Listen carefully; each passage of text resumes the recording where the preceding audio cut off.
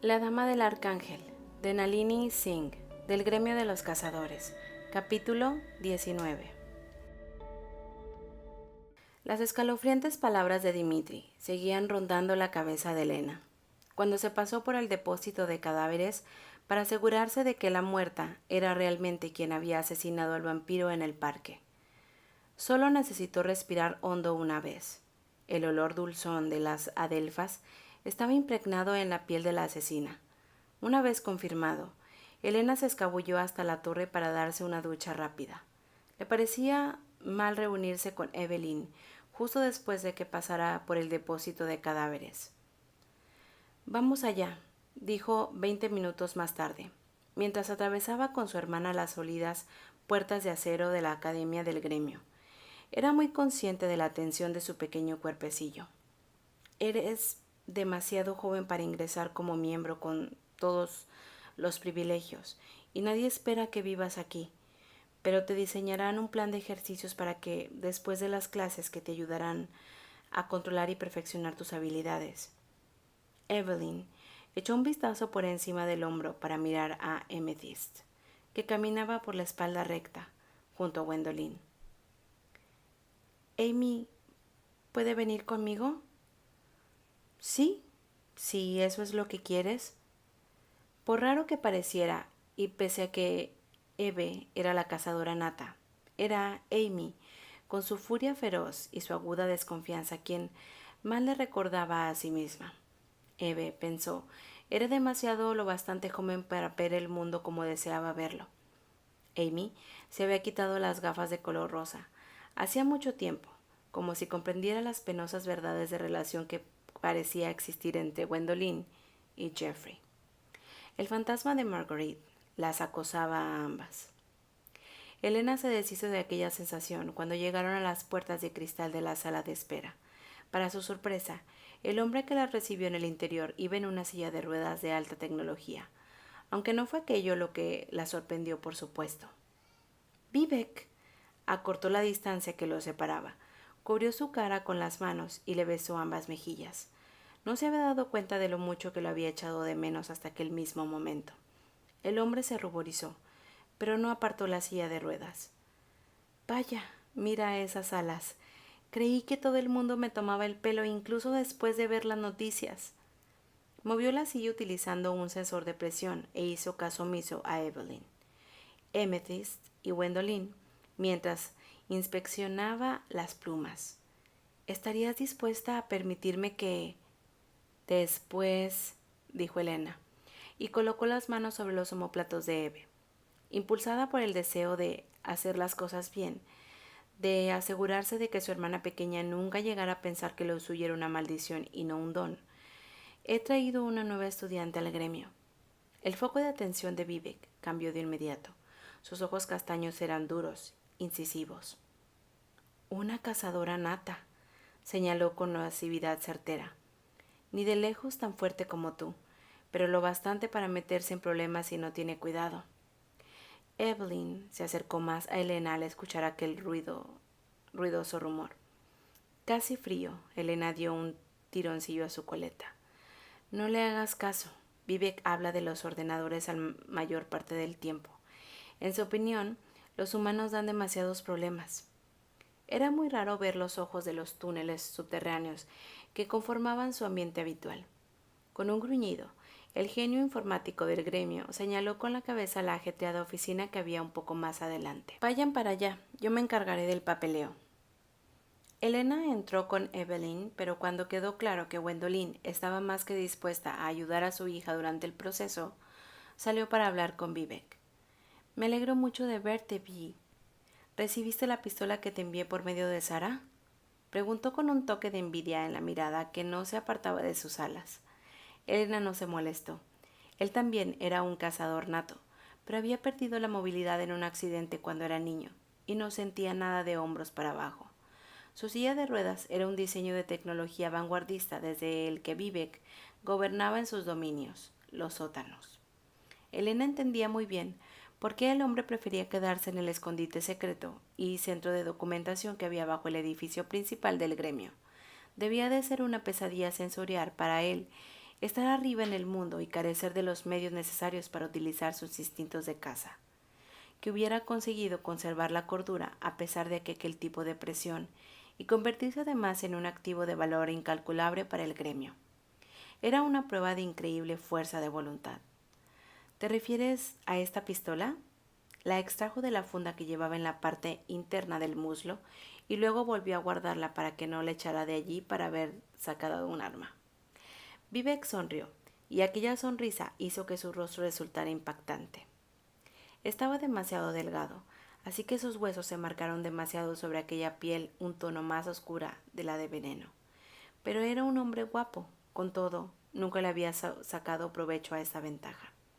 Desde que Elena lo conoció, siempre había sido un tipo asexual, y de forma intencionada, pensó ella. Bueno, ¿qué quieres hacer con mis alas?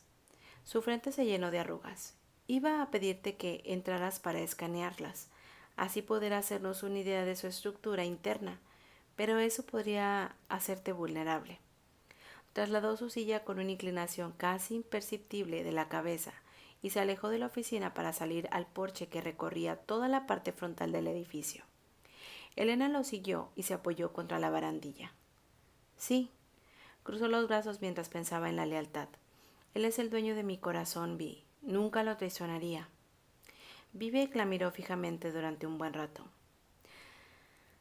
Siempre me pregunté quién sería capaz de romper esa armadura, pero jamás me imaginé que sería un arcángel aterrador de cojones.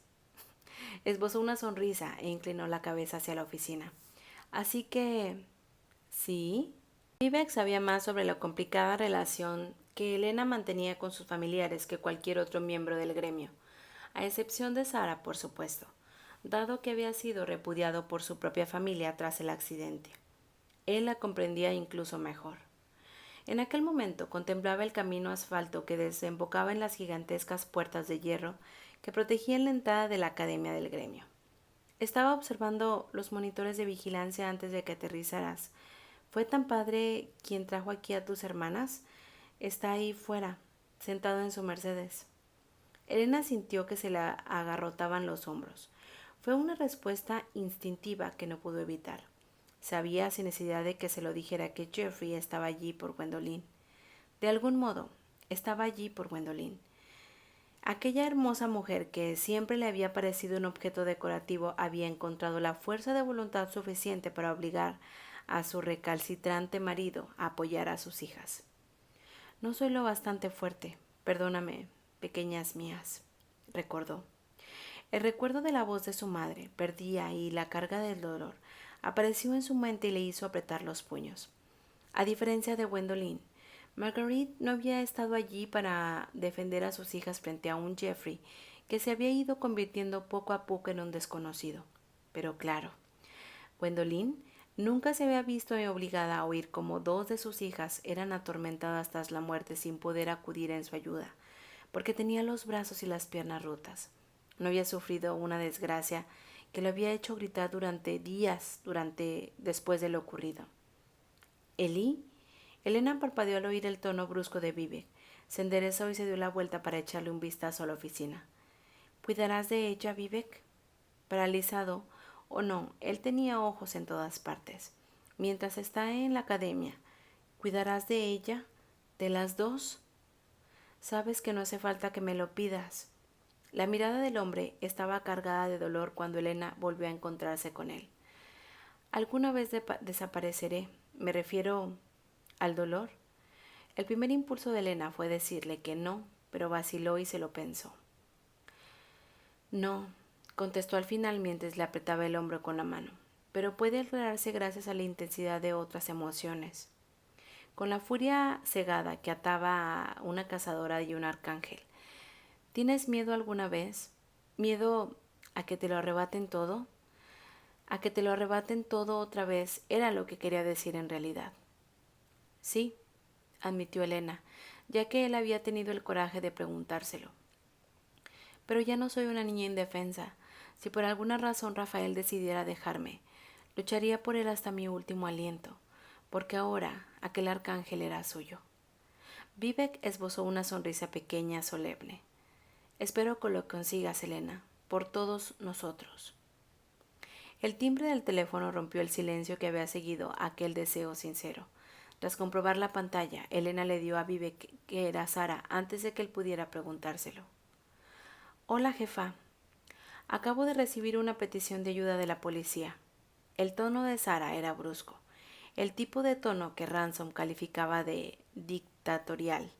El cazador no solo había utilizado una vez la palabra dictatorial, cuando le asignaron una casa a un pueblo perdido de la mano de Dios en el que los lugareños miraban su pelo y su chaqueta de cuero con extrañeza y lo llamaban el moderno.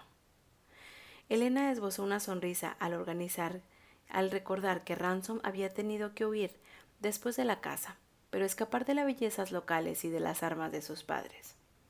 Sí, le dijo a Sara, sé que ayer tuviste un día difícil, pero eres la única que no está de servicio hoy, así que mueve el culo. Elena estaba más que dispuesta a recuperar el ritmo de trabajo, pero ¿de verdad no tienes a nadie más? Sara disponía de una enorme red de cazadores en los 5 distritos municipales. Quiero que Ransom descanse después de lo que ocurrió, replicó Sara mientras Vivek le susurraba que se marchaba. Otros muchos sufriendo heridas similares en el caos de ayer. Ashwini anda por ahí, pero se arrastró hasta los sótanos de las 5 de la madrugada, así que está dormida como un tronco. La cazadora dormía en los sótanos por un sinfín de razones, pero sobre todo cuando necesitaba esconderse. ¿Tengo que preguntarlo? Se despidió de Vive con un gesto de la mano mientras él se dirigía a la rampa para sillas de ruedas. Estaba trabajando en algo relacionado con Hambier, un símbolo escrito a mano y una enorme cantidad de miel. Eso es todo lo que te puedo decir. Elena rió por lo bajo cuando le vino a la mente el vampiro Cayun, al que Ashwini se había pasado media vida persiguiendo. Bueno, ¿a dónde quieres que vaya?, le dijo a su amiga. A la calle de Lancey, que está justo debajo del puente de Willisburg. Un cadáver tal vez con múltiples mordiscos de vampiro, pero los polis dicen que está tan destrozado que no pueden estar seguros. Debería ser una tarea fácil. La columna de Elena se convirtió en una barra de acero. No necesito que me mimes, Sara. No me vengas con idioteces, palabras secas. Todavía no estás en plena forma, y si hubiera tenido a alguien más disponible, no te había enviado a Boston ayer. Utilizan el tiempo libre para recuperar las fuerzas o te encargaré trabajos insignificantes relacionados con imbéciles que creen que pueden romper sus contratos después de un par de años. Elena dio un respingo. Eres cruel. Por eso me gano bien el sueldo. Al echar un vistazo a la zona de la oficina, Elena vio que Gwendolyn y las niñas parecían haber acabado. Estaría allí dentro de unos 25 minutos. Los polis vigilarán el escenario, ¿ok? Los policías no solo habían vigilado el escenario, sino que habían puesto tanta cinta amarilla alrededor que parecía una valla. Joder. El agente de uniformes que estaba más cerca de Elena se quitó la gorra y contempló con aterrorizada sobre la verde hierba de la zona ajardinada que había bajo el puente. ¿Son de verdad? Elena no pudo evitarlo. No, solo despojados de una tienda de disfraces. El hombre entrecerró los párpados y la contempló durante un rato hasta que el detective de hombros anchos y ropa sencilla se situó entre Elena y él. Me alegro de que ya estés de vuelta, señora Devereux. Es un placer volver al trabajo, detective Santiago. Tras dirigirle al veterano policía una sonrisa genuina, Elena señaló con la cabeza la cinta amarilla.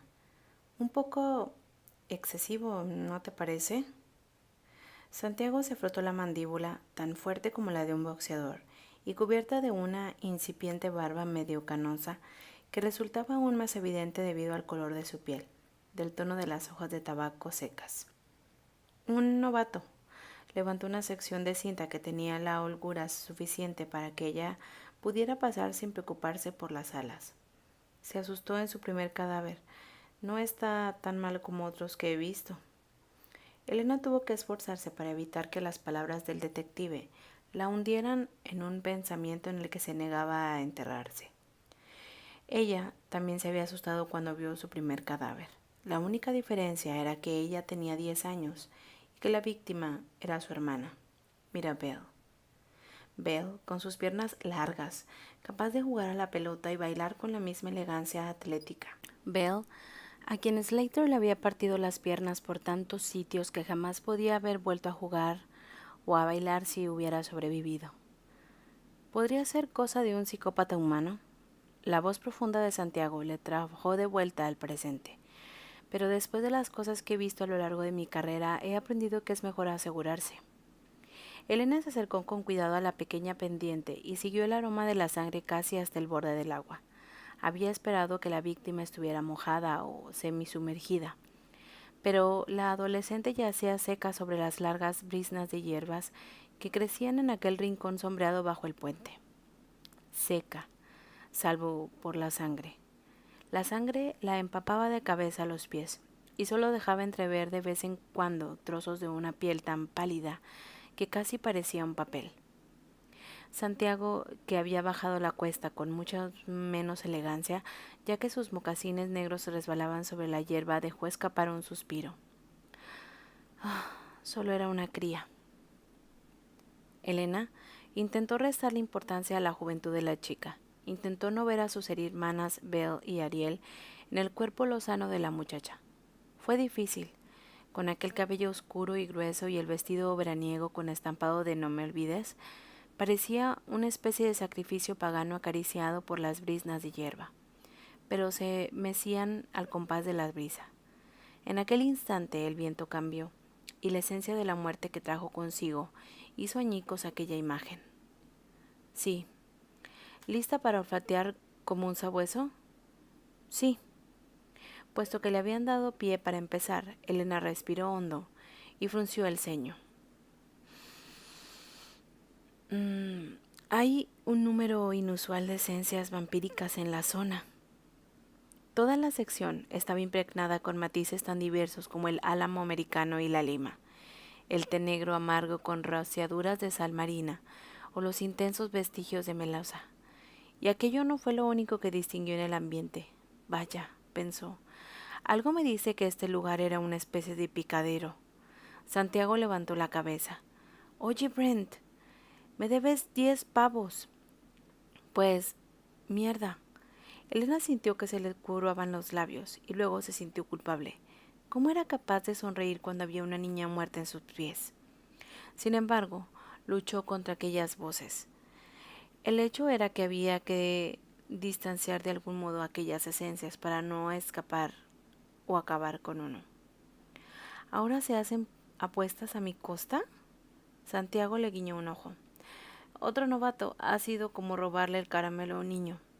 Apoyó las manos en las caderas, echando la chaqueta hacia atrás de esa forma en que suelen hacer los hombres, y dijo: muchos chupasangres jóvenes vienen aquí con sus parejas humanas.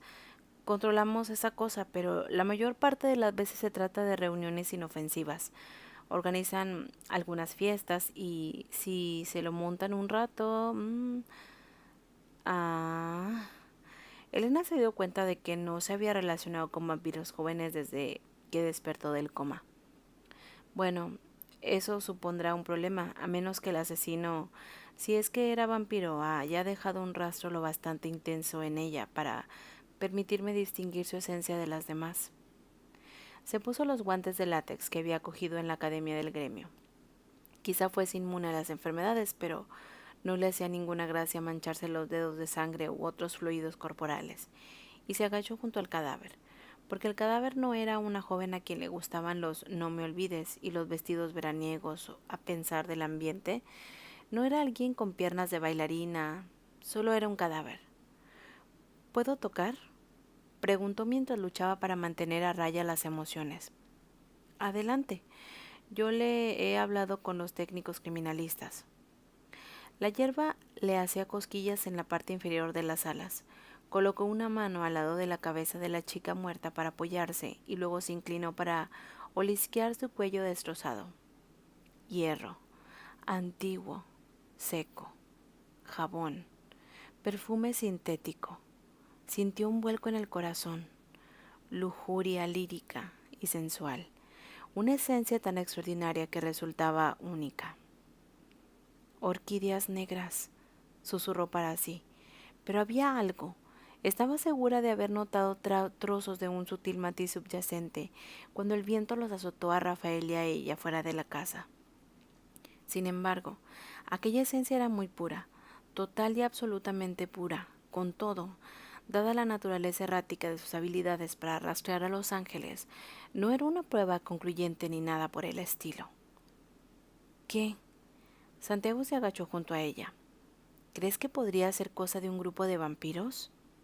Elena tragó saliva, casi segura de que aquello era mucho, muchísimo peor, y levantó un dedo para acallarlo. Luego se puso de rodillas y se acercó aún más al cuerpo para poder examinar las heridas que no estaban cubiertas por sangre reseca.